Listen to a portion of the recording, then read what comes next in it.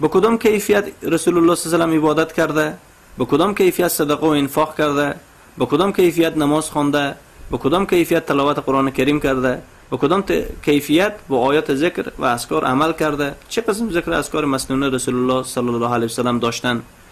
اینها را با همون کیفیت سنت انجام دادن اتباع سنت و سبب پاکی دل میشه و انسان واقعا متقی و با تقوا میشه و الله از انسان راضی میشه.